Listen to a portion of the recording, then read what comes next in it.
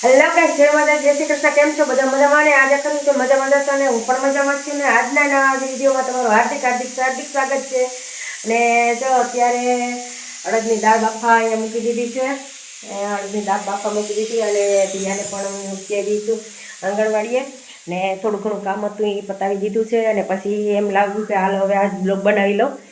તો અત્યારે બધું કામ પતાવી દીધું છે. અત્યારે એક બેન આવ્યા હતા, એક બેન આવ્યા હતા, એને પણ રેડી કરીને મોકલી દીધા. અને અત્યારે જો હવે બ્લોગ બનાવવા બેસી ગઈ છું.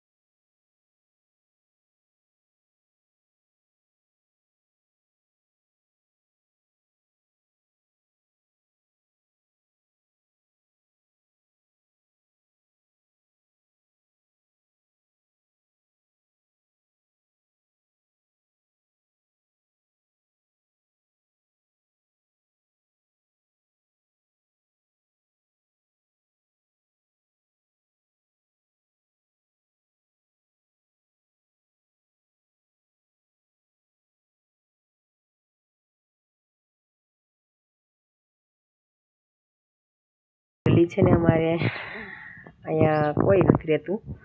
જોકે અત્યારે તો કોક ચોરી કરીને વહી જાય તો ખબર ન રહે એવું વાતાવરણ છે ને. અહીંયા છે બધા ઝાડવાને એવું બધું વાવી ગયેલું છે, સરસ મજાનું છે એમ તો. પણ આમાં આ મકાનમાં કોઈ નથી રહેતું અત્યારે. કાંઈ એક પ્રોબ્લેમ થઈ ગઈ છે. હું વિડીયો ઉતારવા વાગી ગઈ અને અહીંયા જો દાળ બળી ગઈ છે. તો આ કુકર આખું બાળી નાખ્યું. બોલો, હું વિડીયો ઉતારવામાં રહી ગઈ. ભાઈઓનું એ જ પ્રોબ્લેમ છે કે અહીંયા કામ કરો તો વાં રહી જાય ને આ કામ કરો તો વાં રહી જાઓ. અત્યારે જો હવે દાળ બળી ગઈ છે એટલે થોડી ઘણી આમાં દાળ છે. થોડી ઘણી દાળ રાખી છે. હવે આયલું જા બીજું કંઈક બનાવી નાખું, કેમ કે આજે શનિવાર હતો એટલે અડદની દાળ કરવી હતી. પણ અત્યારે બળી ગઈ. હવે મારા માટે બહુ મુશ્કેલી છે, કેમ કે બીજું કંઈક નવીન શાક બનાવવું પડશે. ગાઈસ, હવે દાળ તો બળી ગઈ છે. તો હવે ચાલો કિરણબેન પાછી ગધા મજૂરી કરો. ચાલો ગાઈસ, હવે હું થોડીક વાર રસોઈ પાણી કરી લઉં, નકર પછી ઓલો છોકરો આવી જાય ને મોડું થઈ જાય ને તો એ રાડું પાડશે. ગાઈસ, મારું આવું કંઈક રસોડું છે. અત્યારે ડાયર બળી ગઈ હતી, કુકર જો અહીંયા મૂક્યું હે ને હજી ફર્નિચર કરાવવાનું બાકી છે. ઉપરથી કંઈક આવું દેખાયા. મારું ફ્રીજ છે અને જો અહીંયા હજી ડબલા ડબલ્યુ બધા મસાલા પડ્યા છે. હર હર મહાદેવ, હર હર મહાદેવ. ગાઈસ અમારે છે ને જો ધોરા ફૂલ કેવા મસ્ત મજાના થાય, સરસના. આ ફૂલ અમારા બગીચાના જ છે. અમારા મહાદેવને ચડાવી દીધા છે અત્યારે તો. ને ગાઈસ કંઈક આવું છે અમારા મકાન. ઘણા લોકો કહેતા હોય કે તમારા ઘર બતાવો, પણ અમારા નહીં એવું છે ભાઈ.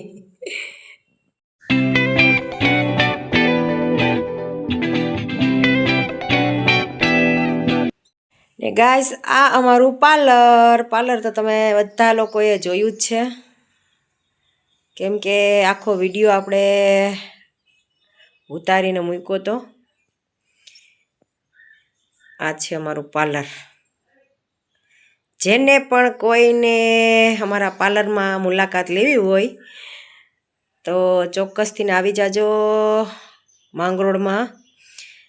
માંગરોળ રહીએ છીએ, શક્તિનગરમાં, બાપા સીતારામની મઢુલી પાસે. તો ચોક્કસથી બધા કોન્ટેક કરજો.